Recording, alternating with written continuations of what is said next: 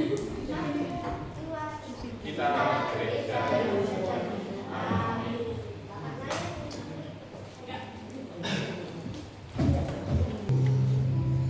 Shalom.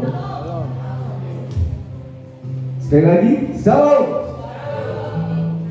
Puji nama Tuhan. Nah, Bapak Ibu yang kasih Tuhan, puji nama Tuhan ya, kita bisa kembali bersama di tempat ini membangun ibadah raya di sore hari. Kita siapkan hati, pikiran kita, dan tentu dalam sekali dalam hati kita akan datang kepada Tuhan. Tunggu ibadah kita Bapa Kau datang.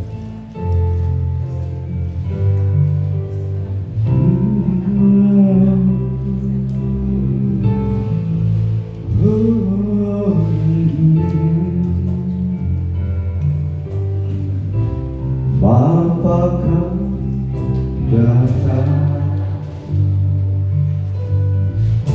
menyembah di sini, ku percaya harapan dirimu.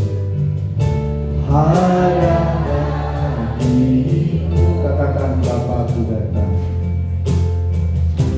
Bapakku datang menyembahmu di sini, ku percaya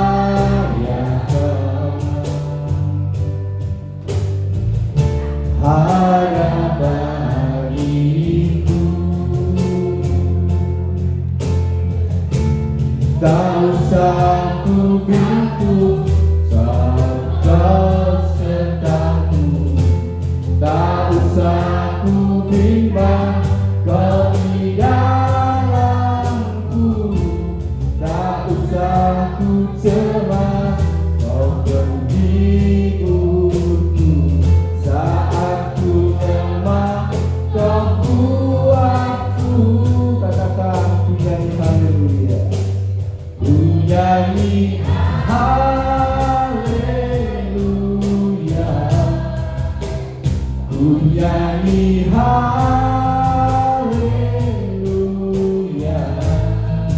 Sungguh Kau hebat, ajaib berdasar perbuatanmu. Katakan ku nyanyi haleluya, ku nyanyi haleluya, ku nyanyi haleluya. Sungguh Kau hebat, ajaib berdasar perbuatanmu.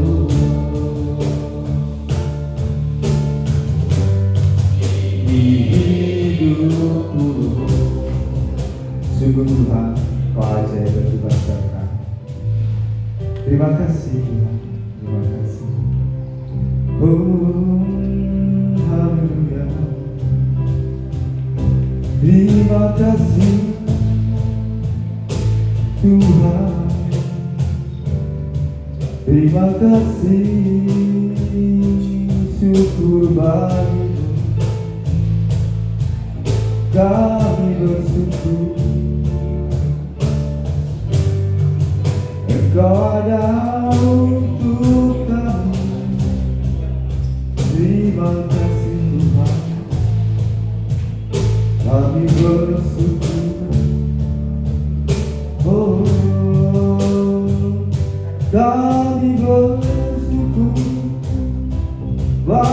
kasih-Mu. Terima kasih Tuhan, Engkau ada untuk kami. Ku bersyukur bagimu, kemuliaan Tuhan ada untuk kami. Kami bersyukur.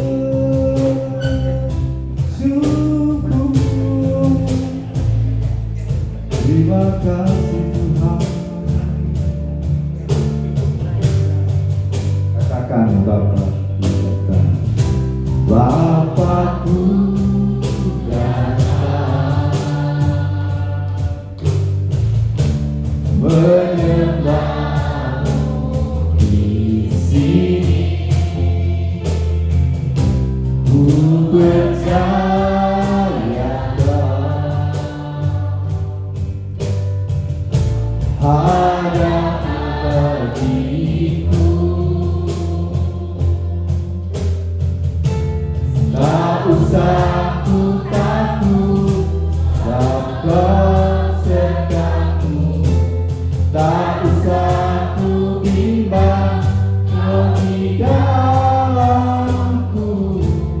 tak usah ku cemas saat ku lemah kau kuatku. Katakan ku nyanyi haleluya, ku nyanyi haleluya,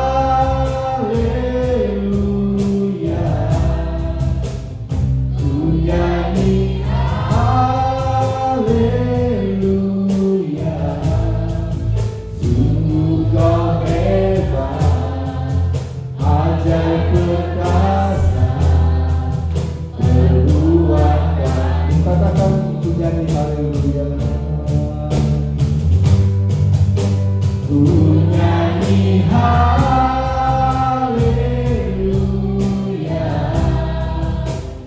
ku nyanyi haleluya. Sungguh kau hebat, ajaib perkasa, perbuatan. Katakan ku nyanyi haleluya. Jangan cuma balik berdiri, kita balik berdiri. Ku nyanyi haleluya,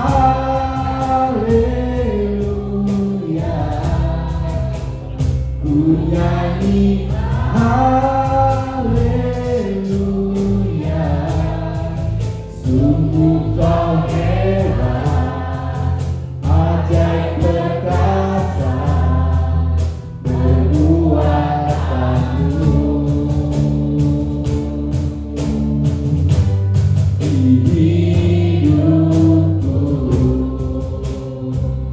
Bapa, terima kasih ucap syukur Tuhan saat ini kami boleh kembali membangun ibadah raya di BN Center Tuhan.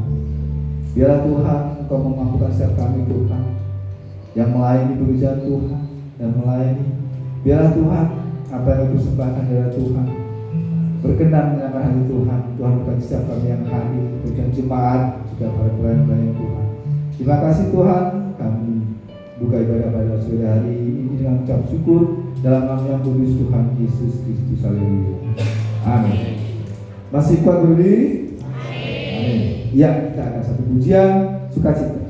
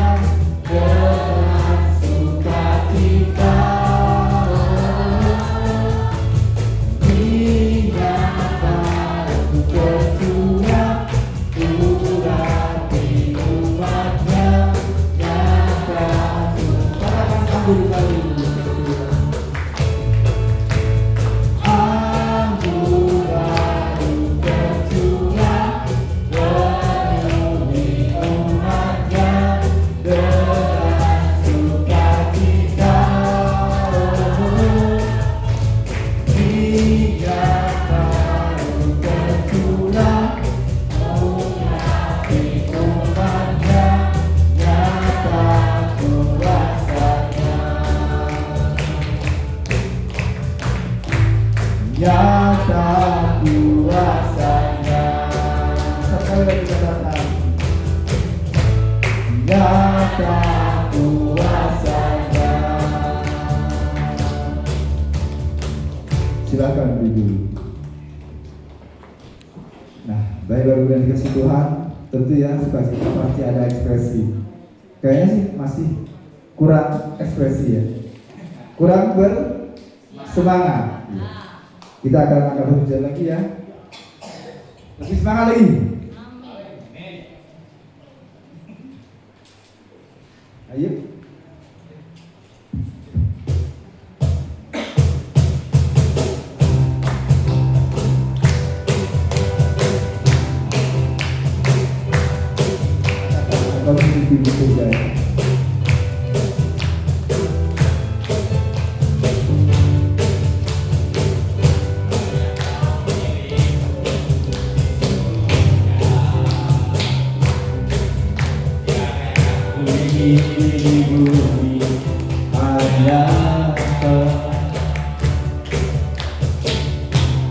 Ku andalkan kekuatanmu, namun yang pasti kan tetap selamanya. Katakan, hanya kau milikku di surga. Tiada yang ku ingin di bumi, hanya kau. Dan ku andalkan kekuatanmu, namun yang pasti kan tetap selamanya. Allah sumber kuatku, Allah sumber kuatku, Allah sumber kuatku dan daganku selamanya, selamanya. Hanya kau milikku di surga. Tiada yang ku ingin di bumi, hanya kau. Tak ku andalkan kekuatanmu,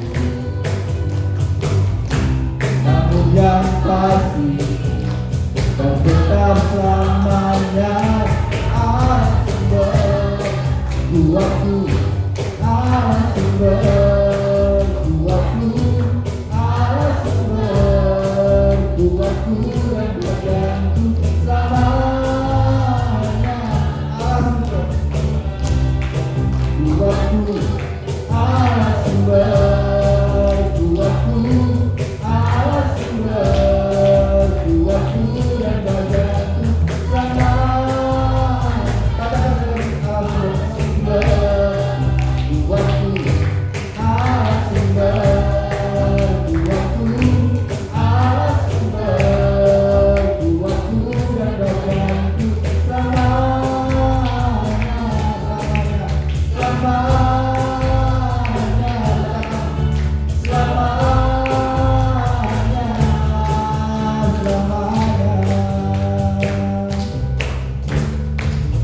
puji Tuhan.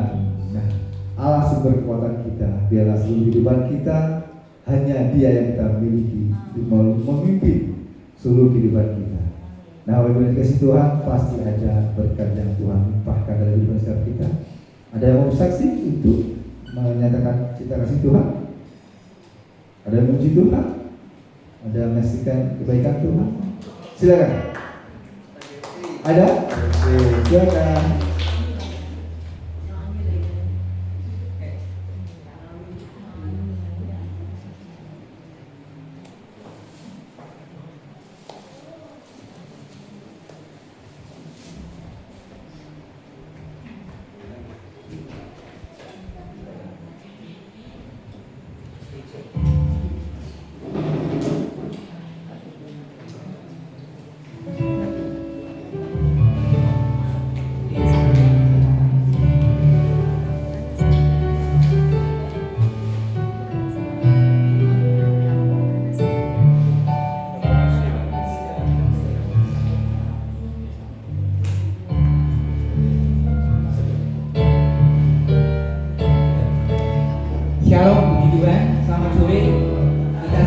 dia bisa berjumpa kembali untuk memuji dan membicarakan nama Tuhan.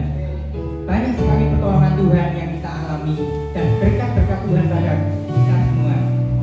Tapi biarlah kita mau menelung dan berterima kasih bahwa berkat-berkatnya selalu nyata dalam kehidupan kita semua. Ya, pujian ini dari berkat dan rema dalam kehidupan Bapak Ibu semuanya. Kuasa-Mu nyata di dalam kelemahanku, kekuatan-Mu menopang seluruh hidupku. Dari mana datang pertolonganku? Hanya Yesus pertolonganku. Engkaulah sumber kekuatan hatiku, tempat persembunyianku. Engkau penolong di saat susahku, tempat perlindunganku.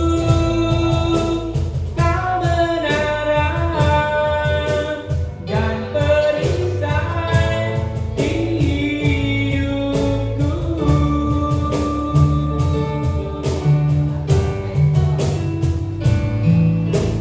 Kuasa-Mu nyata di dalam kelemahanku, pertolongan-Mu di dalam seluruh hidupku. Dari mana datang pertolonganku? Hanya Yesus pertolonganku. Engkaulah sumber kekuatan hatiku, tempat persembunyianku. Engkau penolong di saat susahku, tempat perlindunganku. Kau menara dan perisai hidupku. Kau menara dan perisai hidupku. Kau menara dan perisai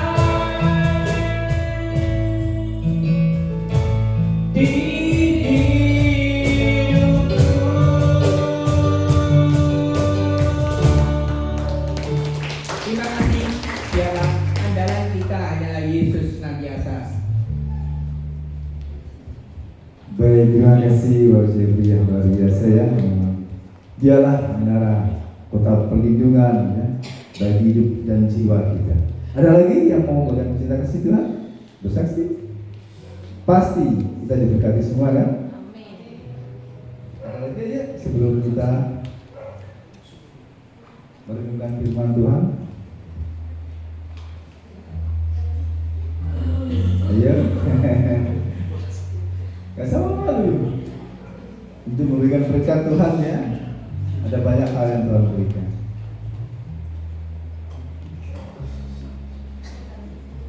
Oke. Baik, dari kasih Tuhan, tentu kita semua merasakan kebaikan Tuhan ya. Dalam kehidupan setiap kita tidak ada yang terlewatkan ketika Tuhan memberi hidup kita yang senantiasa memelihara hidup kita dan seluruh aspek kehidupan kita. Nah, kita akan memberi yang terbaik bagi Tuhan. Kita akan sembah sebelum kita mendengar firman Tuhan. Sembahan dijalankan, kita akan angkat pujian Allah sumber kuatku.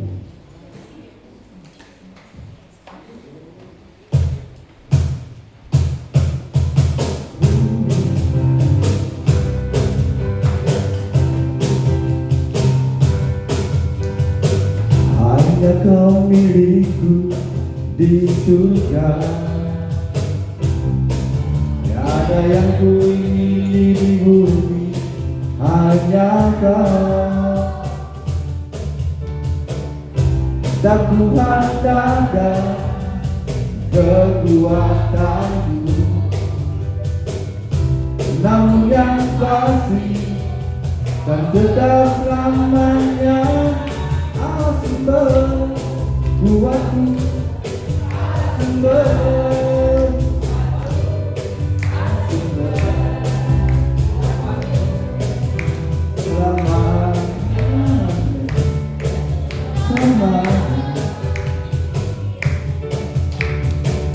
hanya Kau milikku di surga. Ada yang ku ingini di bumi hanya Kau.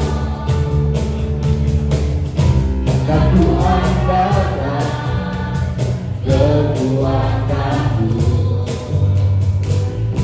namun yang pasti dan tetap selamanya Allah sumber kuatku, Allah sumber kuatku, Allah sumber kuatku dan daganku selamanya.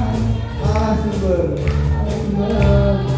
kuatku, Allah sumber kuatku, Allah sumber kuatku dan daganku selamanya, selamanya, selamanya.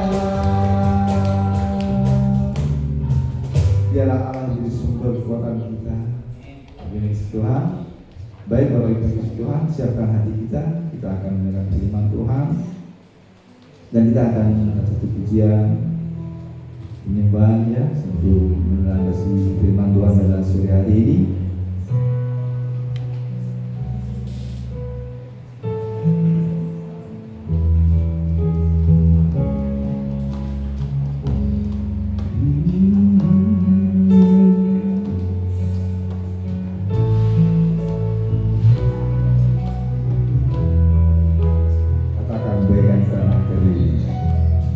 Bagaikan tanah kering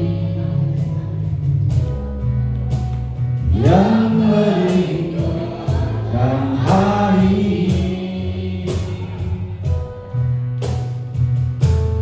begitulah jiwaku haus akan Engkau. Ku rindu selalu hadirmu di hidupku,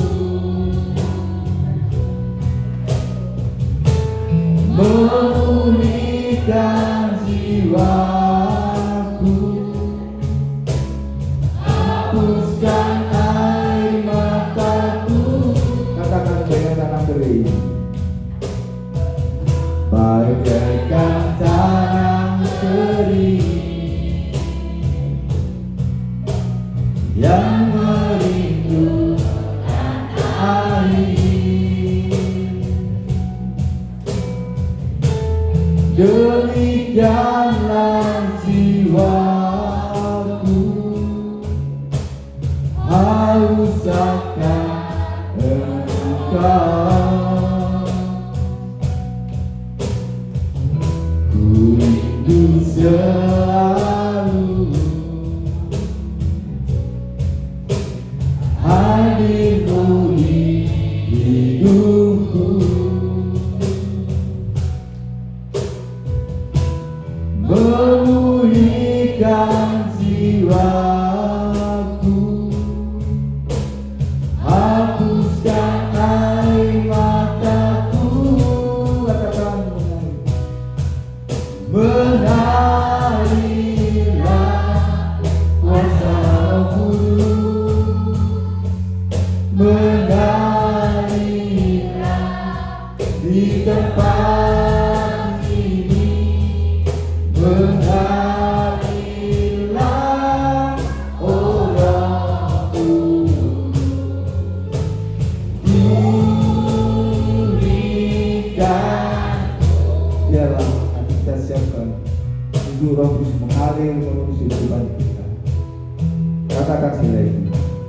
bagaikan tanah kering yang merindukan air.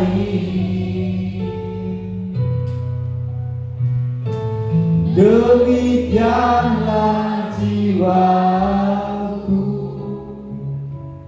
haus akan Engkau. Ku rindu selalu hadirmu di hidupku, memulihkan jiwaku, hapuskan air mataku, mengalirlah kuasa Roh Kudus, mengalirlah di tempat ini, mengalirlah oh Roh Kudus, dipulihkan, mengalirlah kuasa Roh Kudus, mengalirlah di tempat ini, mengalirlah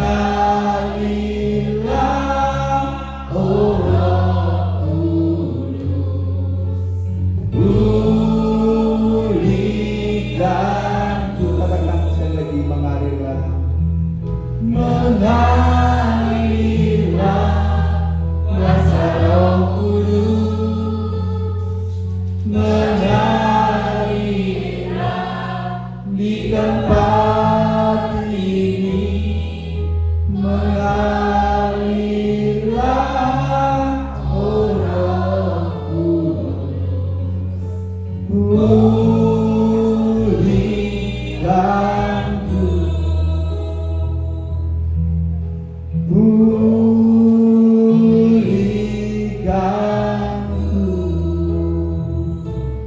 Waktu saya berikan 2 menit.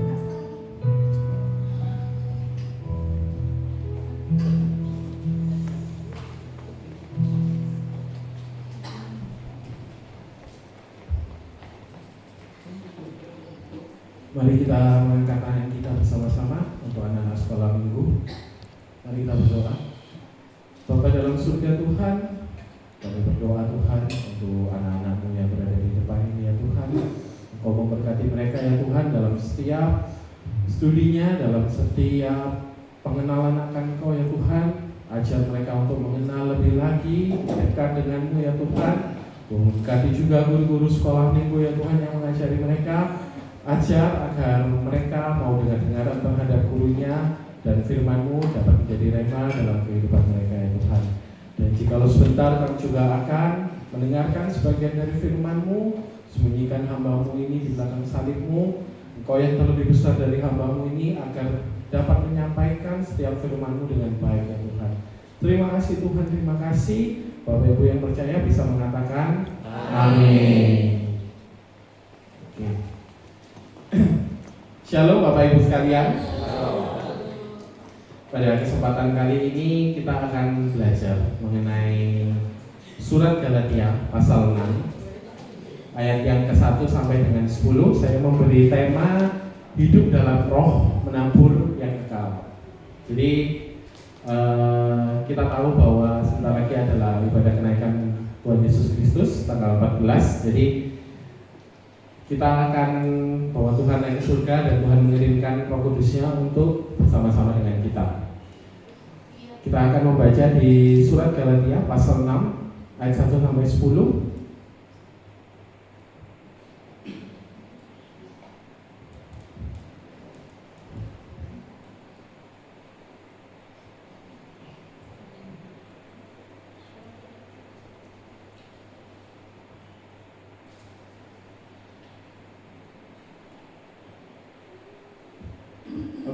Saya akan membaca ayat yang ganjil, Bapak Ibu membaca ayat yang genap.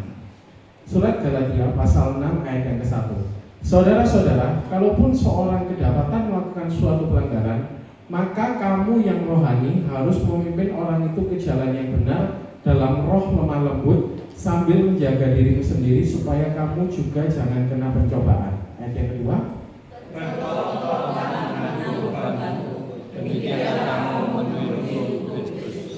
Ayat yang ketiga. Sebab kalau seorang menyangka bahwa ia berarti, padahal ia sama sekali tidak berarti, ia menipu dirinya sendiri.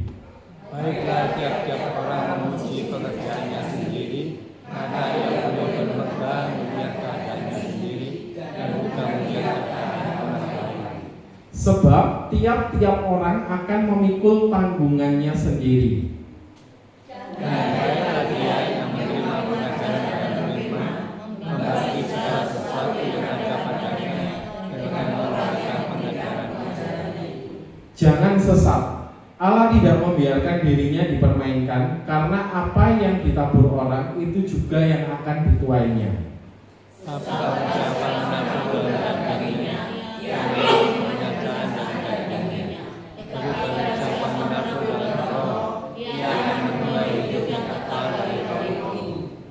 Janganlah kita jemu-jemu berbuat baik, karena apabila sudah datang waktunya, kita akan menuai jika kita tidak menjadi lemah. Bersama-sama ayat ke-10. Karena itu selama masih ada kesempatan bagi kita, marilah kita berbuat baik kepada semua orang, tetapi terutama kepada kawan-kawan kita seiman. Amin. Oke, saya akan menjelaskan mengenai surat Paulus di Galatia secara singkat sejarah surat. Jadi pada waktu itu di Galatia itu sedang ada banyak ajaran. Jadi ajaran yang di sana itu ada Yudaisme. Jadi ajaran yang berbentrokan dengan yang diajarkan oleh Paulus. Jadi surat Galatia ditulis sendiri oleh Paulus kepada jemaat di wilayah Galatia. Sekarang itu menjadi bagian dari Turki.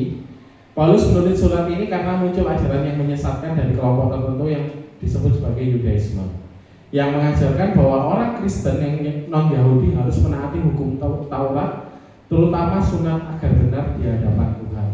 Itu secara singkatnya. Jadi Paulus di sana itu mengajarkan hal-hal yang seharusnya tidak diajarkan oleh Yudaisme, dan itu yang sudah benar. Karena dibolak-balik. Itu adalah sejarah singkatnya. Oke. Sebentar saya buka dulu. Oke, next. Jadi untuk poin yang pertama, saya langsung masuk ke poinnya aja. Hidup dalam roh bukan hanya teori, tapi nyata dalam tindakan sehari-hari. Bagaimana kita memperlakukan orang lain dan hidup di hadapan Tuhan. Tadi sudah dijelaskan di Galatia 6 ayat 1. Itu saya mengambil kata-kata inti, yaitu memulihkan dengan lemah lembut. Kamu yang rohani harus memimpin orang itu ke jalan yang benar dalam roh lemah lembut. Nah, firman Tuhan mengajarkan bahwa ketika kita melihat seorang jatuh, kita dipanggil untuk memulihkan, bukan menghakimi. Poin penting yang saya highlight di sini, orang rohani itu memulihkan, bukan menghakimi. Sikap lemah lembut dan tetap jaga diri. Saya akan berikan ilustrasinya yang mudah untuk dipahami. Bayangkan ada seorang dokter yang menangani pasien yang terluka.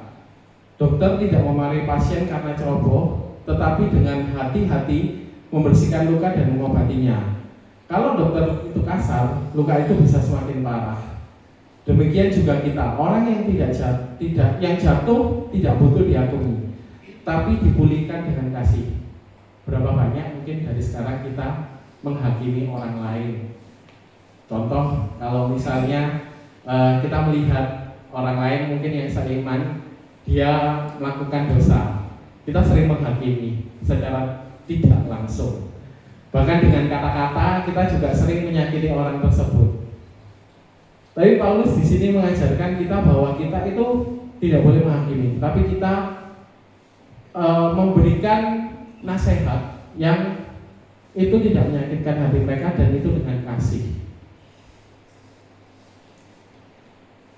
aplikasinya saat melihat orang jatuh, yang tadi saya sudah sampaikan di ilustrasi, apakah kita menjadi hakim atau dokter? Apakah kita yang bilang, oh kapok kamu tiba, salahmu dewe, kakean pola? Apa kita yang datang untuk, oh iya kita bantu dia, kita antar ke rumah sakit, kita berikan kepada dokter untuk merawat lukanya. Jadi Bapak Ibu mau pilih yang mana dalam kehidupan sekarang ini? Apakah mau jadi yang menghakimi atau mau jadi yang menolong dengan kasih? Yang Oke. Kemudian selanjutnya saling menanggung beban dan tetap bertanggung jawab. Ini ada di Galatia 6 ayat 2 sampai 5. Saya akan bacakan sekali lagi Galatia 6 ayat 2 sampai dengan yang ke-5. Bertolak-tolaklah menanggung bebanmu, demikian kamu memenuhi hukum Kristus. Sebab kalau seorang menyangka bahwa ia berarti, padahal ia sama sekali tidak berarti, ia menipu dirinya sendiri. Baiklah tiap-tiap orang menguji pekerjaannya sendiri, maka ia boleh bermegah melihat keadaannya sendiri dan bukan melihat keadaan orang lain. Sebab tiap-tiap orang memikul tanggungannya sendiri. Bertolong-tolonglah menanggung bebanmu. Kekristenan adalah hidup dalam komunitas. Kita tahu sendiri bahwa kita hidup tidak sendirian. Kita hidup di dalam gereja ini, kita berkomunitas. Ada namanya fellowship, ada namanya pemuritan, ada namanya juga ibadah. Kita hidup di dalam komunitas. Kita dipanggil untuk saling membantu. Nah, kalau kita melihat zaman sekarang ini, banyak istilahnya kita itu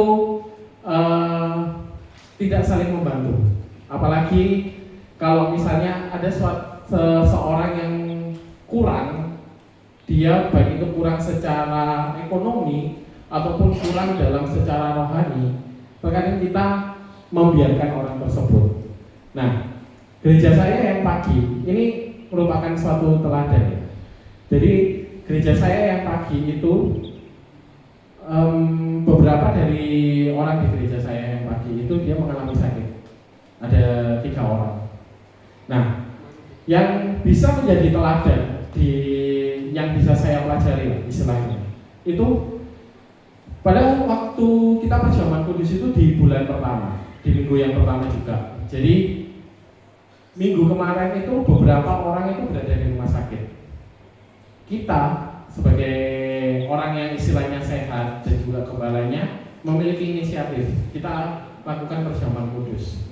Secara tidak langsung itu memberikan bantuan secara emosional. Ketika saya datang ke sana, itu yang mereka rasakan adalah mereka diperhatikan. Memang kita nggak membantu secara uang ya. Kita kunjungan, terus kemudian kita lakukan perjamuan kudus bareng, kita sharing, itu sudah membantu secara emosional. Banyak sekarang ini orang-orang sudah melupakan hal itu.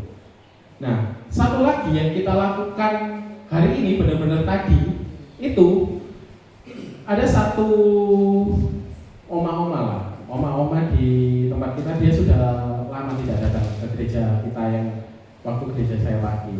Tapi dia ingin melakukan ibadah ucapan syukur kepada Tuhan. Nah, kita dari hampir semua itu datang ke sana, memberikan support, memberikan doa, dan itu nyata. Jadi ketika kita datang ke sana, mereka itu menyambutnya dan mereka bahagia. Terlihat dari ketika dia ngobrol dengan kita, ketika kita bertegur sapa, kita istilahnya ngomong-ngomong bareng, dan juga dari dia memberikan sepatah 2 kata tadi itu sangat memberkati mereka. Nah, itu yang kurang untuk sekarang ini. Kita itu hanya fokus pada diri kita sendiri, bukan berfokus kepada komunitas kita, kepada orang dalam gereja kita. Di sini pun istilahnya kita juga saling membantu, kita harus saling mendoakan antara satu dengan yang lain. Saya pernah menyinggung juga di tempat ini, saya selalu mendoakan gereja ini, saya selalu mendoakan orang-orang di tempat ini juga untuk kita semakin bertumbuh dan bersama dengan Tuhan. Selanjutnya, namun tiap-tiap orang akan memikul tanggungannya sendiri. Ada keseimbangan, saling menolong, tanggung jawab pribadi masing-masing. Jadi kalau saling menolong ini ketika ada orang yang memiliki beban berat, tadi yang seperti saya sampaikan, kita nggak usah memberikan support uang, kita memberikan support dengan datang, mengunjungi dia ketika sakit, itu sudah mendoakan dia, itu sudah memberikan pertolongan dalam emosional. Kalau kita belajar mengenai psikolog, saya akan menyinggung sedikit mengenai psikolog lah. Ketika seorang itu sakit atau sedang jatuh di dalam titik terendahnya dan dia tidak memiliki siapa-siapa, dia akan berpikiran istilahnya ngeblank. Kita bilang apa? Dia akan berpikiran istilahnya apa, aku bunuh diri aja ya. Itu banyak terjadi. Kita tahu sendiri kalau Bapak Ibu dengar berita di Jembatan Cangar bulan kemarin kalau salah, sudah ada 3 orang yang bunuh diri, ya kan?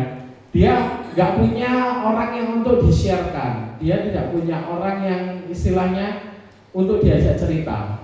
Nah, saling menolong itu bisa jadi kita datang, dia cerita apa masalahnya, itu sudah meringankan bebannya. Itu secara psikolog itu bisa membantu dan dia bisa berpikir jernih lagi.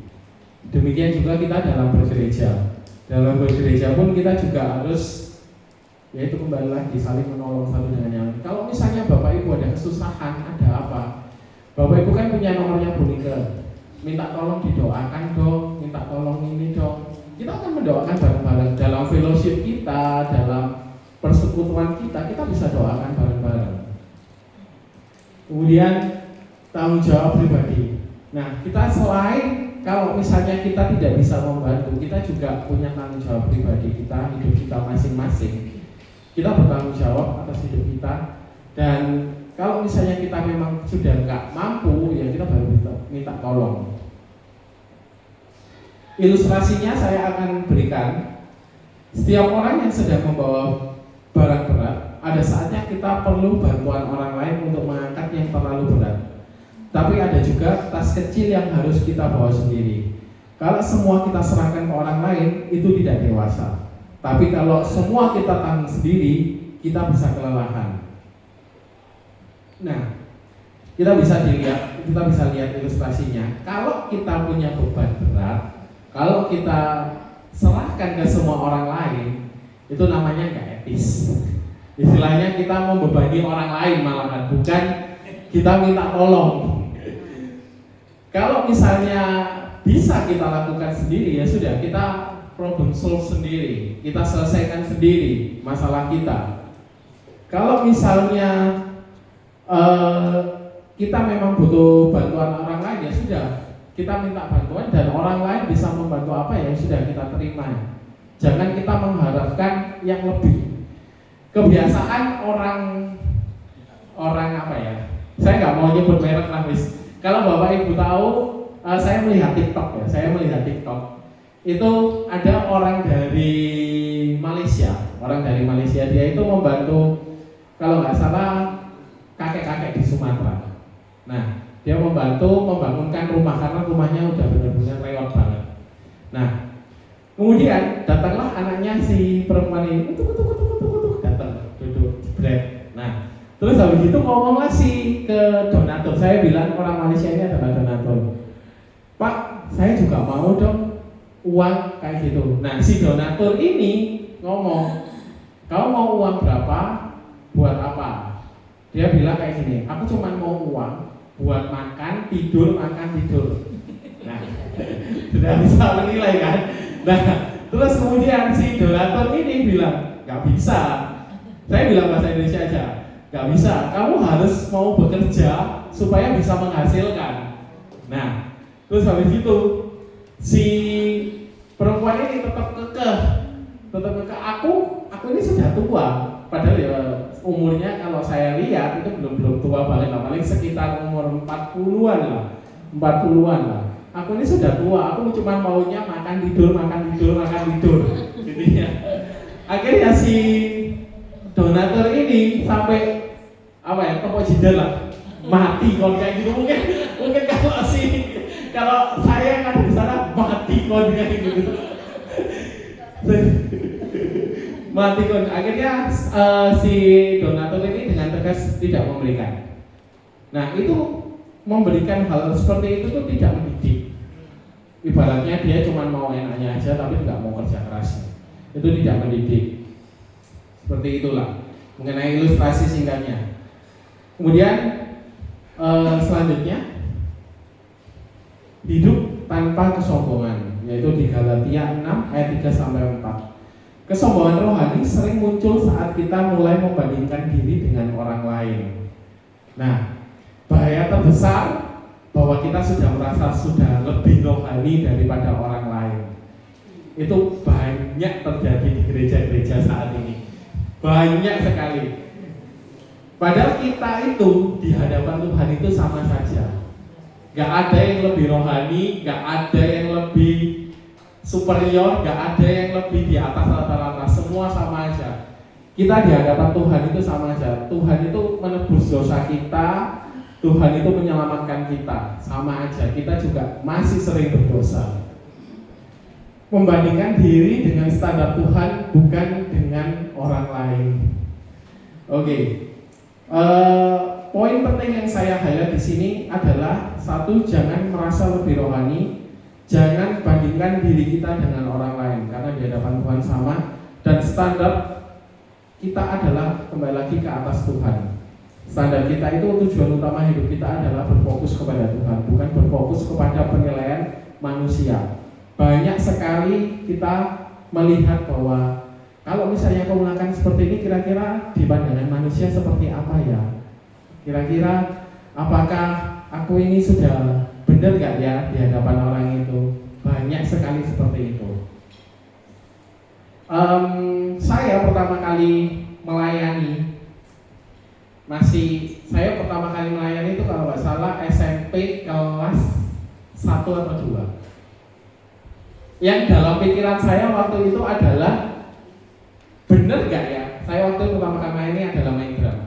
Bener gak ya aku main drum ini di hadapan orang-orang? Itu sudah salah. Bener gak ya aku ini mainnya itu sudah perfect seperti yang diajarkan oleh guru saya?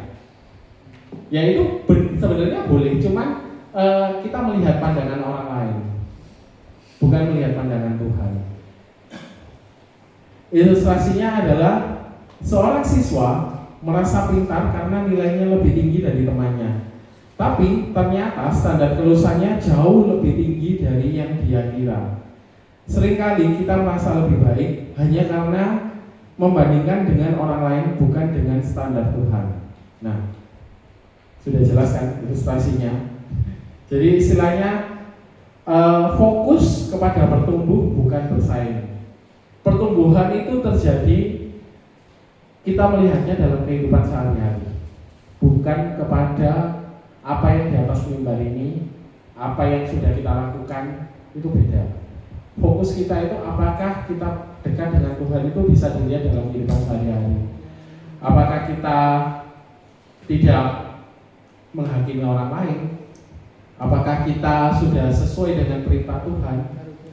Apakah kita sudah sesuai dengan standarnya Tuhan? Oke, next tuh. Prinsip tabur dan tuai di Galatia 6 ayat 6-8. Apa yang ditabur orang itu juga yang akan dituainya. Ini hukum rohani yang pasti. Menabur dalam daging adalah kebinasaan, menabur dalam roh adalah hidup yang kekal. Sebagai contoh, Bapak Ibu kalau nanam apel, nggak mungkin cokole pisang kan? Bapak Ibu kalau nanam kebaikan, pasti munculnya juga hal yang kebaikan juga. Di Bali itu dia masih menganut hukum tabur tuai. Saya punya kejadian ya di Bali. waktu saya masih PKL di Bali.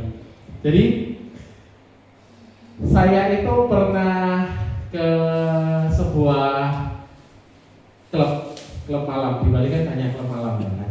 Nah, saya pernah, masih zaman saya beredeli masih zaman saya nakal. Saya pernah ke klub malam. Jadi saya itu pernah lupa, saking sudah, mungkin kalau dibilang mabuk nggak mabuk, karena saya masih bisa nyetir. Mungkin saking sudah terlalu have fun lah, sudah terlalu senangnya, kunci motor saya itu nempel. Saya berangkat dari jam 6 sore, pulang jam 3 pagi.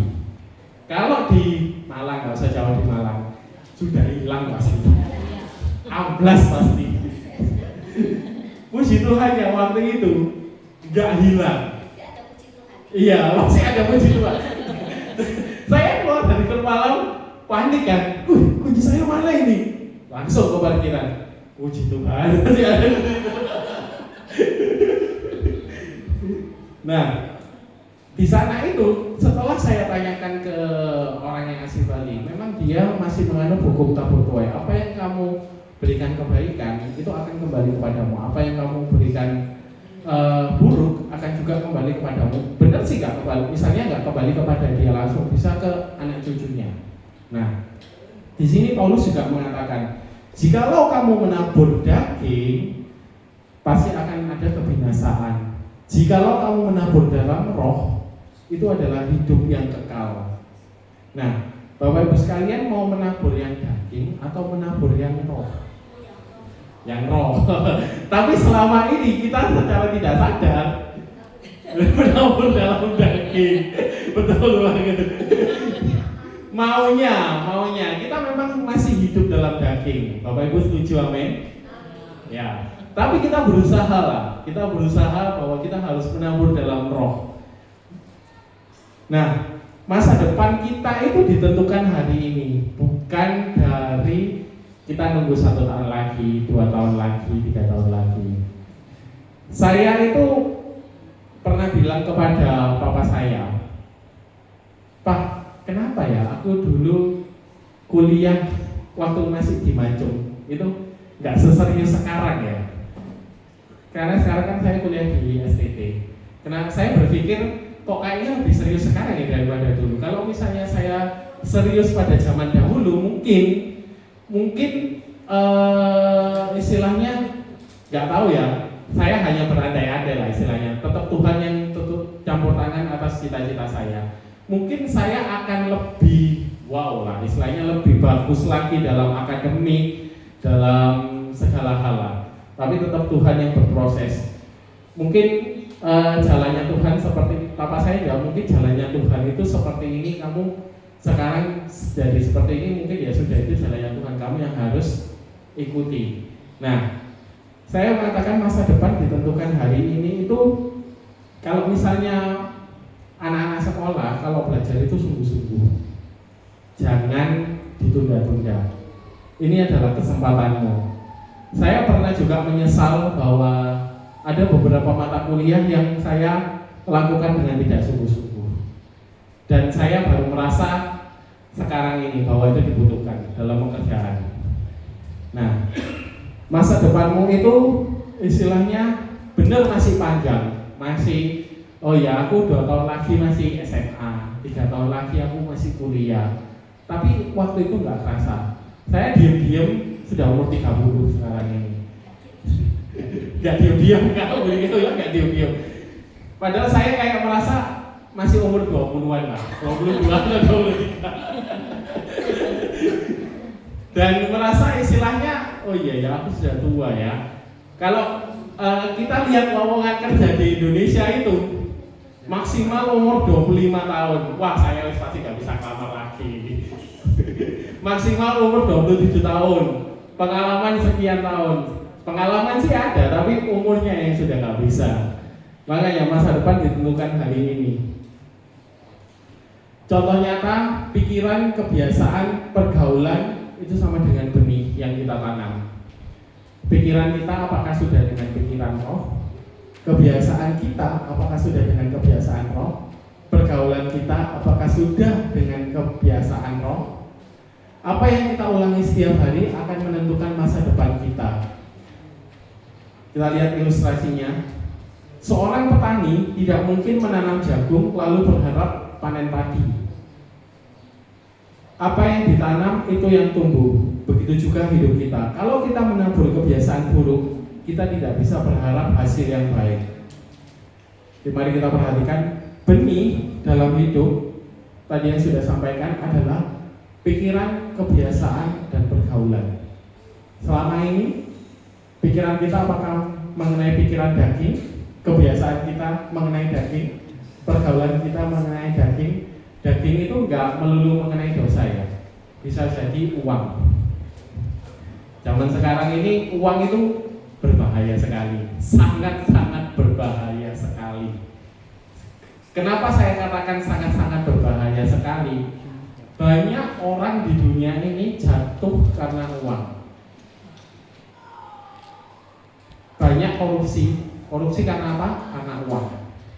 Banyak juga orang yang dia sudah berusaha untuk bekerja, kemudian dia hutang, terus kemudian dia tidak bisa melunasi hutang tersebut karena uang juga, sehingga dia depresi dan melakukan berbagai macam hal. Bukan uang yang istilahnya di atas hidup kita, tapi kita yang harus mengendalikan uang. Saya juga pernah jatuh dalam keuangan. Saya sudah pernah cerita di sini. Saya juga istilahnya semenjak dari itu bukan uang yang di atas kita, tapi kita yang harus mengendalikan uang. Seperti itu. Selanjutnya, jangan lelah berbuat baik. Di Galatia 6 ayat 9 sampai 10. Janganlah kita jemu-jemu berbuat baik. Kebaikan tidak selalu langsung terlihat hasilnya, tapi Tuhan menjanjikan akan ada musim menuai. Kadang kita selalu merasa lelah karena kebaikan kita tidak dihargai. Banyak kita sudah ada orang yang memiliki sifat itu, istilahnya dia itu rela berkorban sama orang lain, bahkan sampai dia sendiri itu mendingan aku gak makan untuk membantu orang lain, itu yang terlihat kasihan itu banyak. Tapi terkadang juga banyak yang dihianati kebaikannya. Nah, itu istilahnya apa yang kita sudah tabur baik. Kalau misalnya kita berharap pamrih, itu nggak baik juga. Kita berharapnya itu kepada Tuhan, bukan kepada manusia. Poin pentingnya adalah akan ada waktunya menuai. Bapak Ibu percayalah kepada waktu Tuhan. Waktu Tuhan itu pasti yang terbaik dalam hidup kita. Ada satu pujian mengatakan waktu Tuhan pasti yang terbaik, walau kadang tak mengerti. Lewati cobaan, ku tetap percaya waktu Tuhan pasti yang terbaik. Itu bukan pujian aja, tapi benar-benar nyata dalam kehidupan. Saya sudah mengalami juga bahwa waktu Tuhan itu yang terbaik.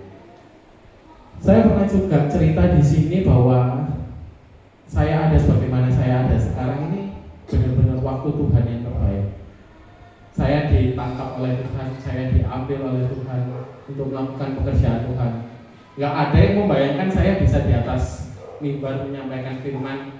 Saya dulu mikirnya cuman ya wis lah, saya cuman WL, main musik, WL, main musik, WL, main musik. Tapi Tuhan kalau sudah menangkap, sudah mempercayakan, ya sudah, berarti itu adalah waktu yang terbaik Tuhan untuk saya melayani lebih lagi. Kemudian selama masih ada kesempatan, waktu kita terbatas, gunakan hidup kita untuk berdampak. Kita nggak ada yang tahu waktu kita itu sampai berapa lama, berapa tahun lagi kita bisa hidup. Bisa juga saya pulang dari tempat ini tiba-tiba terjadi sesuatu, amin sih, tapi amin dan sampai kita nggak ada yang tahu. Kita harus berdampak bagi orang lain. Dampak sekecil apapun, tadi yang kayak saya bilang, kita bantu dia, kita datangi dia, itu sudah memberikan dampak kecil. Kita doakan dia, kita support dia, kita mau dengar dia, itu sudah memberikan dampak hal yang kecil dalam kehidupannya.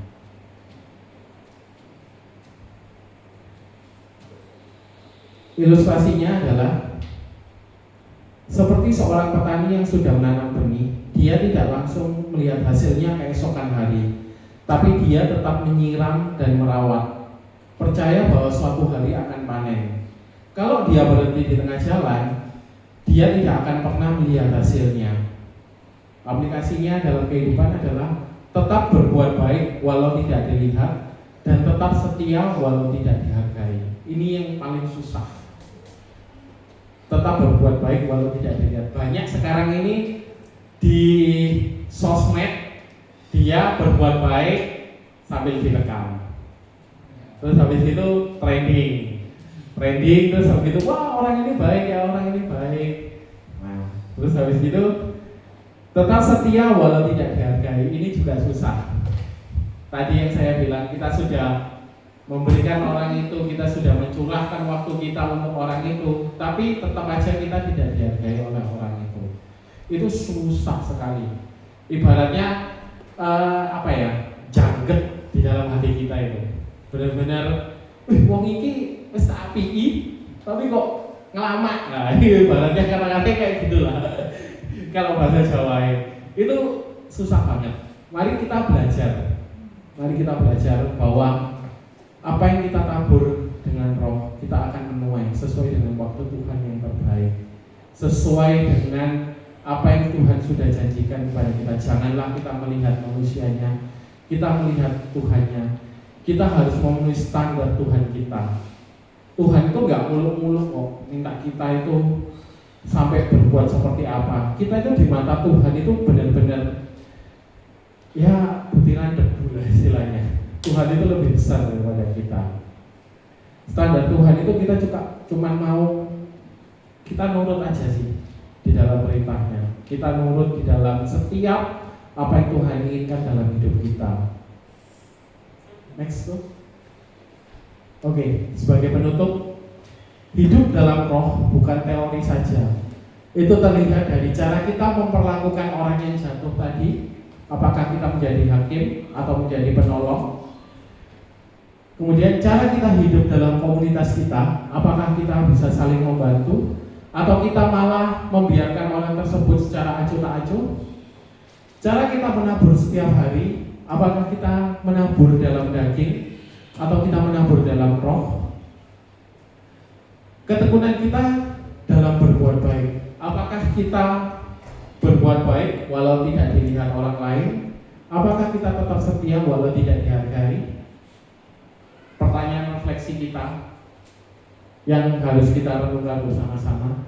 Apakah saya cepat menghakimi atau cepat memulihkan? Apakah yang sedang saya tabur dalam hidup saya saat ini? Apakah saya mulai lelah untuk berbuat baik? Tiga pertanyaan ini itu yang bisa menjawab adalah Bapak Ibu sendiri mengenai aplikasi masa kini.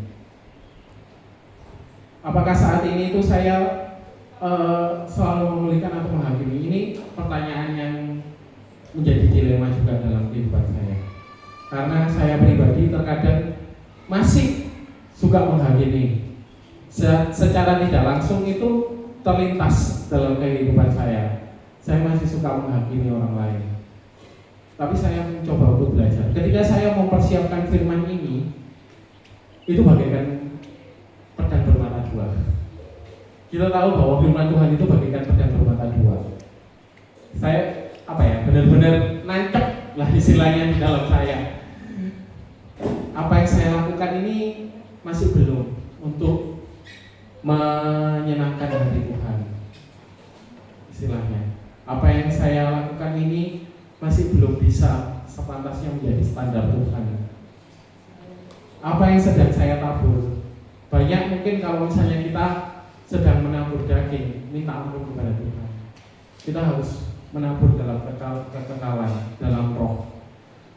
Karena roh itu tujuan akhirnya itu tadi yang sudah saya katakan adalah dia menuju kekekalan. Apakah saya mulai lelah untuk berbuat baik? kita sudah berbuat baik tapi kita tidak dihargai orang lain? Apakah kita mencari pujian juga dari orang lain?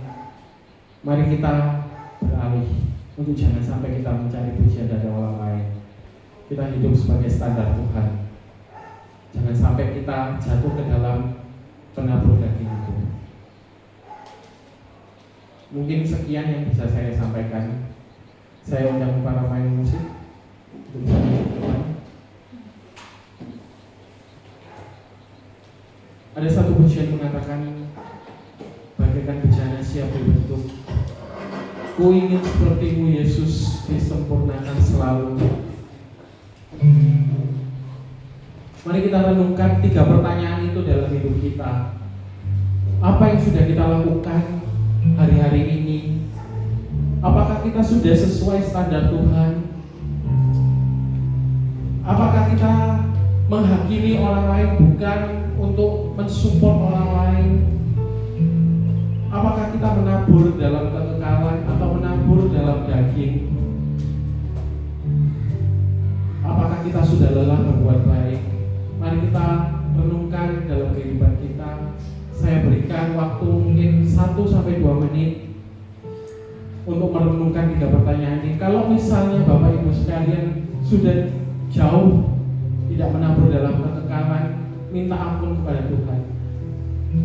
Tuhan itu memberikan pengampunan itu setiap saat.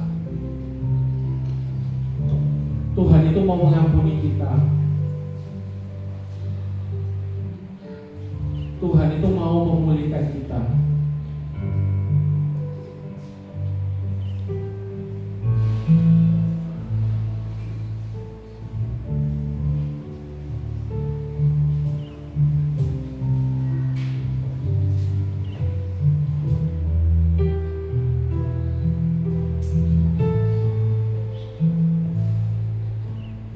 Kalau misalnya kita hidup saat ini itu bukan karena pergerakan kita, berarti Tuhan mau untuk kita melakukan sesuatu, untuk kita bisa saling membantu sesama kita, untuk kita bisa menjadi dampak di kehidupan kita.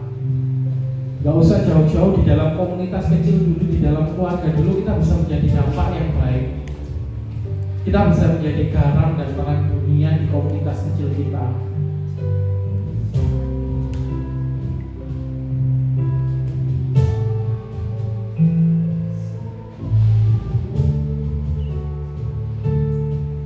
Bagaikan bejana siap dibentuk, demikian hidupku di tanganmu. Dengan urapan kuasa Roh-Mu, ku dibaharui selalu.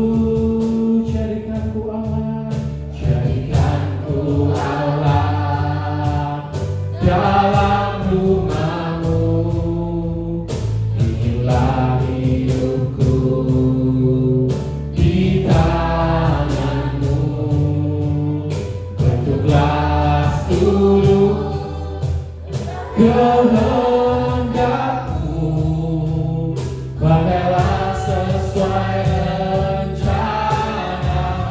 Katakan ku mau seperti-Mu Yesus, ku mau seperti-Mu Yesus, disempurnakan selalu.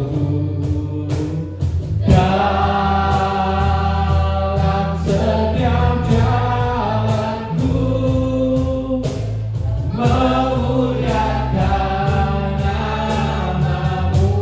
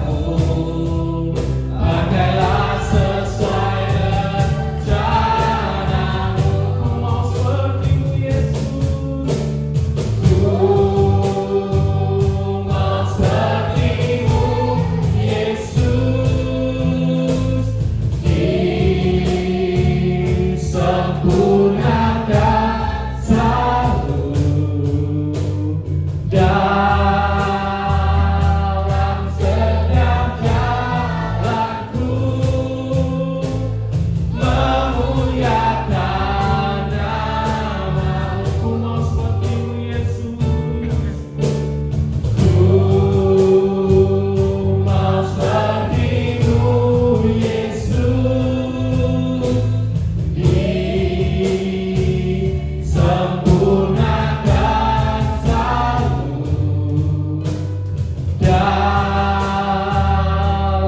setiap jalanku,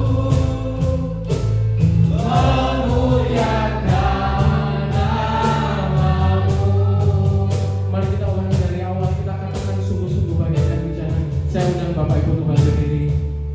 Bagaikan bejana, siap dibentuk, demikian hidupku di tangan-Mu. Dengan urapan kuasa Roh-Mu, ku dibarui selalu. Jadikan ku Allah dalam rumah-Mu, jadikan ku Allah dalam rumah-Mu. Inilah hidup kami Tuhan, di tangan-Mu Yesus. Bentuklah surut kehendak-Mu. Pakailah sesuai rencana-Mu. Rencana-Mu, ku mau seperti-Mu Yesus. Katakan sungguh-sungguh, ku mau seperti-Mu Yesus. Disempurnakan selalu dalam setiap jalanku, memuliakan nama-Mu. Lebih sungguh-sungguh ku mau seperti-Mu Yesus. Ku mau seperti-Mu Yesus.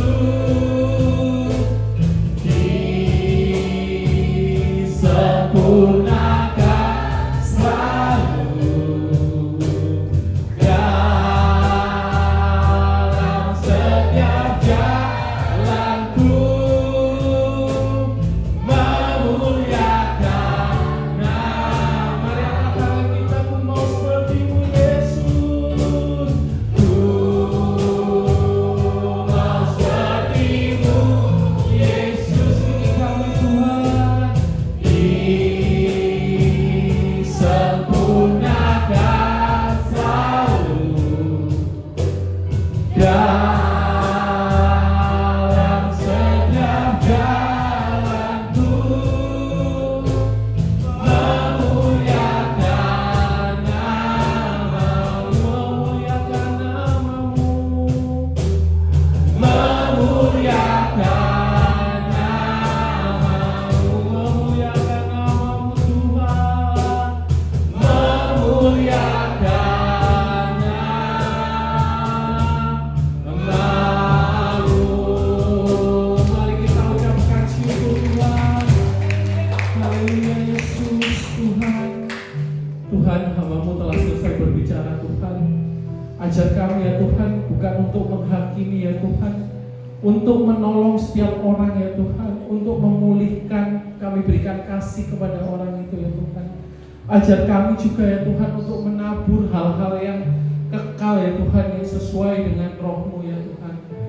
Ajar kami juga ya Tuhan untuk tidak melewatkan kasih kepada orang lain ya Tuhan, tidak memandang orang lain juga ya Tuhan, agar kami mau memiliki standar sesuai dengan standar Tuhan ya Tuhan, bukan standar orang lain, bukan untuk dipandang orang lain ya Tuhan, tapi untuk dipandang Engkau ya Tuhan, karena Engkau adalah menjadi pusat dalam kehidupan kami ya Tuhan.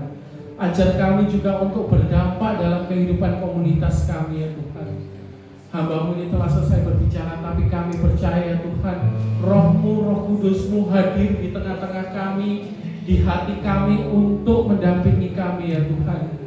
Ampuni setiap kami ya Tuhan, jikalau kami masih belum bisa berdampak menjadi dampak atas setiap komunitas kami ya Tuhan. Ampuni kami ya Tuhan jika kami masih sering menghakimi orang lain ya Tuhan. Kami percaya dalam kehidupan kami ke depannya kami akan menjadi lebih baik, menjadi orang yang semakin untuk berdampak dan mengenalkan Engkau kepada orang lain. Terima kasih Tuhan, terima kasih. Hanya di dalam nama-Mu, Bapak Ibu yang sudah diberkati Tuhan, katakan amin. Silakan duduk Bapak Ibu Saudara sekalian.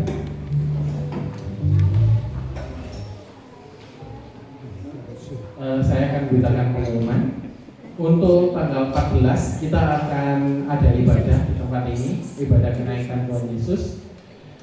Dimulai jam 3 sore di tempat ini. Bagi Bapak Ibu yang bisa hadir, nanti bisa datang ke tempat ini jam 3 sore sampai maksimal ya jam 5 atau setengah 5 di tempat ini.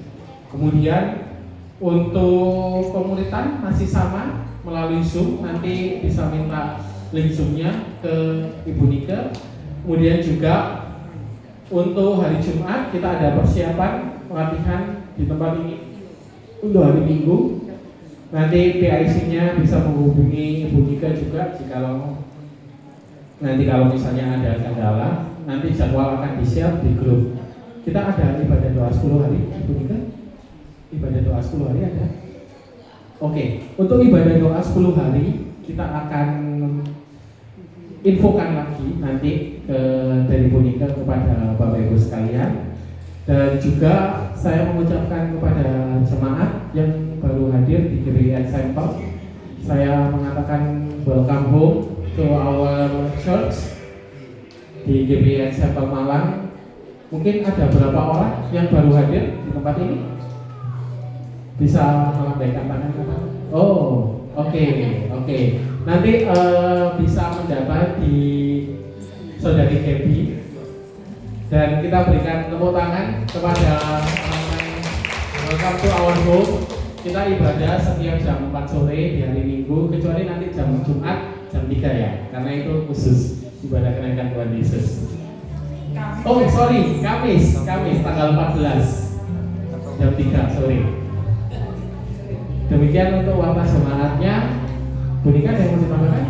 Sudah? Saya kembalikan kepada WA.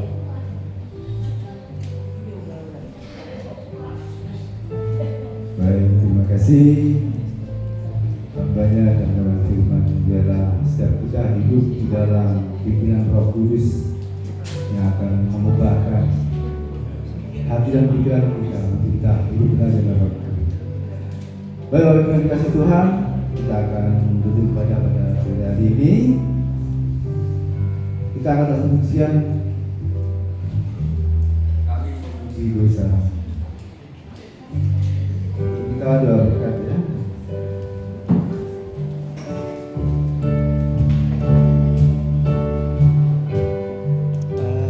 Amin. Memuji kebesaran-Mu, ajaib Tuhan, ajaib Tuhan. Kami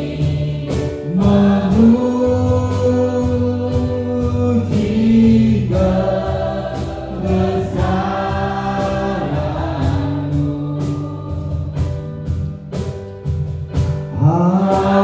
ajaib Tuhan, ajaib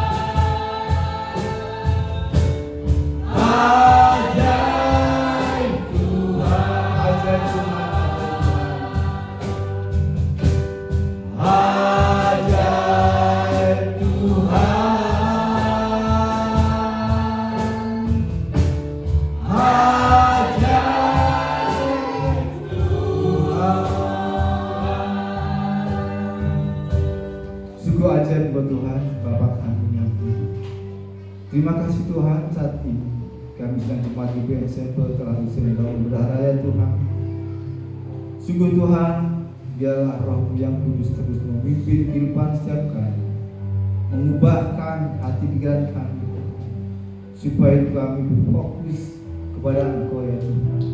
Dalam pimpinan Roh-Mu yang kudus, di dalam seluruh aspek kehidupan setiap kami Tuhan, di mana kami ada di dunia ini Tuhan. Kami saling membangun Tuhan, kami saling memperhatikan seperti apa yang Kau kehendaki Tuhan, seperti yang Tuhan ajarkan dalam kasih Tuhan. Mampukan kami Tuhan hidup berkenan di hadapan Tuhan dan hidup saling mengasihi sama kami Tuhan manusia. Terima kasih Tuhan, terima kasih Tuhan. Kau berkati dan jemaat tempat ini Tuhan, dalam segala perkembangan hidupnya Tuhan. Biar yang lemah Tuhan kuatkan, yang susah Tuhan hidupkan, yang kekurangan Tuhan cukupkan, yang sakit Tuhan jamah Tuhan pulihkan, yang dalam permasalahan Tuhan kerjaan Tuhan. Terima kasih Tuhan, terima kasih. Kami percaya Tuhan kasih-Mu melimpah dalam kehidupan setiap kami. Bapa juga memberkati para pelayan Tuhan tempat ini Tuhan, juga sekitar jemaat-Mu. Tuhan, apa yang Kau telah berikan pada setiap kami Tuhan sebagai pelayan Tuhan, terus tambahkan Tuhan hikmat melimpah daripada Engkau Tuhan. Tuhan, kami berikan yang terbaik Tuhan daripada kehidupan setiap kami Tuhan. Di mana yang kami persembahkan lalu berkenan di hadapan Tuhan, menyenangkan hati Bapa. Terima kasih Bapa, Engkau juga memberkati Tuhan kepada Istanbul, kembali sedang kami Tuhan yang dunia Tuhan. Tuhan berkati seluruh kehidupannya Tuhan, keluarganya, pekerjaan, kesehatan dan hidup pelayanannya Tuhan berkati. Terima kasih Tuhan juga untuk segala jemaat GBI Sampel dimanapun Tuhan tempatkan, baik di Indonesia maupun di Australia Tuhan. Terima kasih Tuhan juga untuk Bapak Iwan Tesi bersama Ibu, anak-anak menantu dan cucu Tuhan memberkati. Bapak Iwan Tesi bersama Ibu di masa sepuhnya Tuhan, dan buat kesehatan, biarlah hikmat melimpah Tuhan curahkan Tuhan. Beliau Tuhan sebagai Bapak rohani kami. Terima kasih Bapak, ucap syukur kepada Tuhan.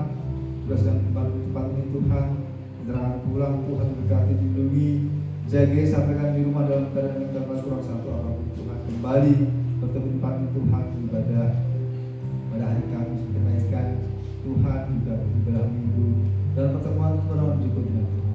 Terima kasih Bapak, ucap syukur kepada Tuhan. Bapak Ibu yang dikasih Tuhan, Tuhan memberkati engkau dan melindungi engkau. Tuhan menilai engkau dengan wajahnya dan memberikan sukacita. Tuhan menghadapkan wajahnya kepadamu dan memberikan damai sejahtera. Sukacita daripada Allah Bapa dalam cita kasih Putra Tuhan Yesus Kristus Tuhan kita, menolong kita saat ini dalam persekutuan dengan kuasa Roh yang kudus sampai selama-lamanya. Kita sudah mengucapkan sama-sama, katakan amin. Selamat hari Minggu, Tuhan memberkati.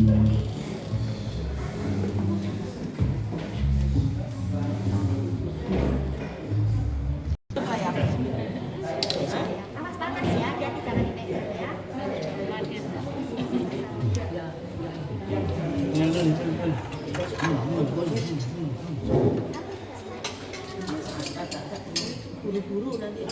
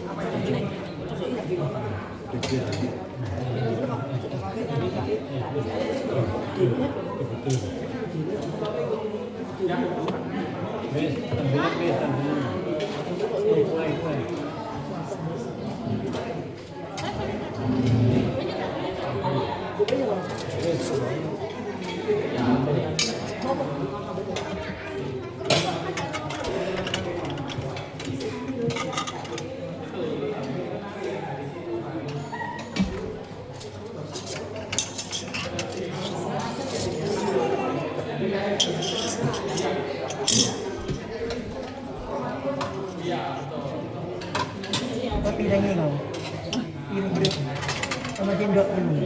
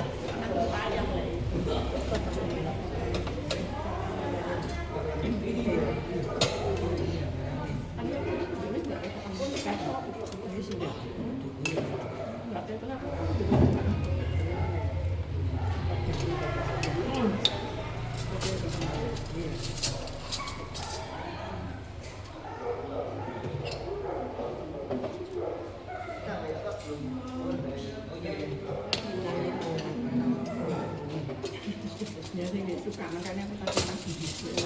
Itu dia suka.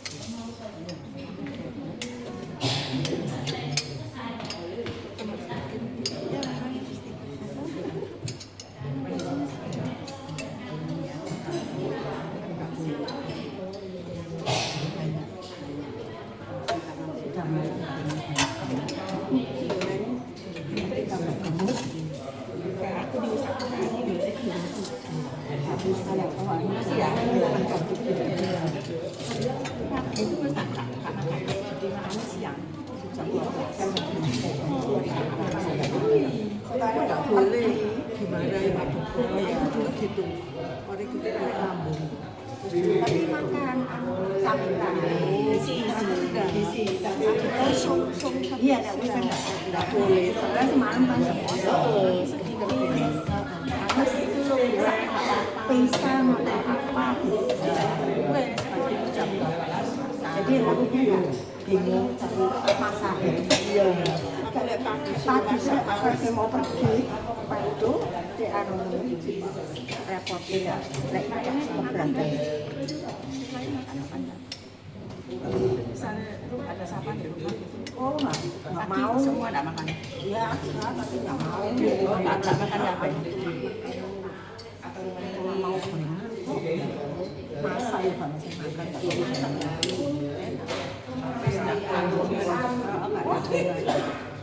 Mau saya gitu dari mana-mana kan di mana ya Mas? Ya kamu kita pulang ke ya.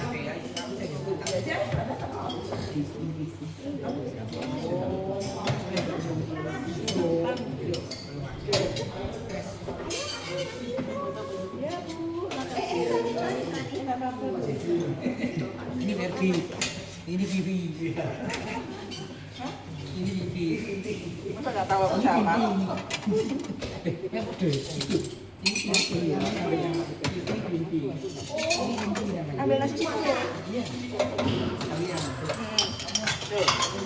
Mau agak ya, ambil nasi agak.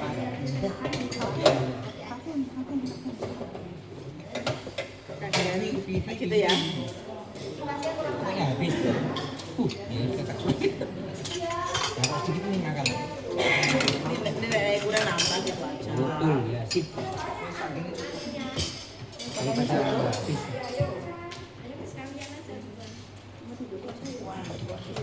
Daripada nggak habis, harus habis daripada malah petaka ya mana petaka. Iya habis lah. Daripada.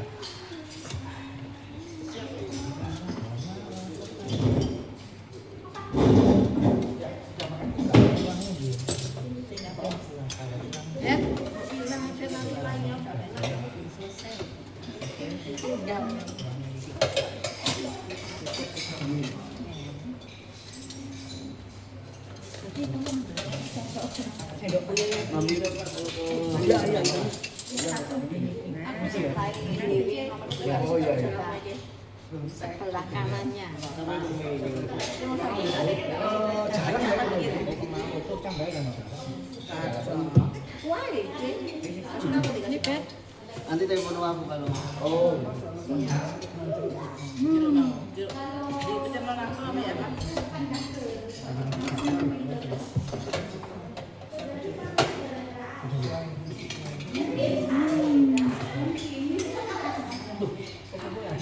Habis nggak ada. Waduh, ya. Iya. Ada jamur. Yang dulu enak ya.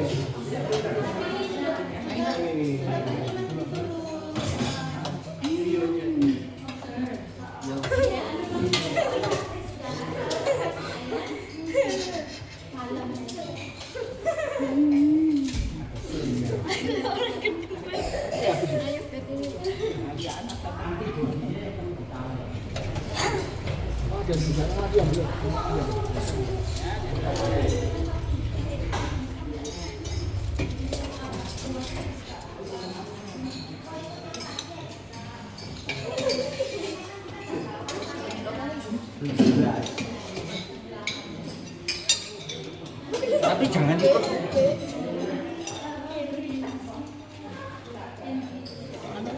Mari, sudah, silakan.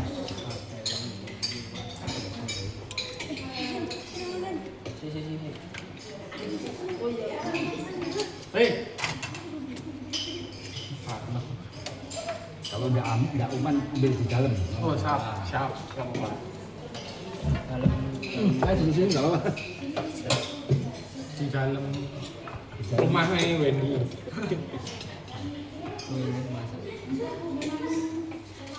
Jauhnya ini dong. Yuk, Lagi dah.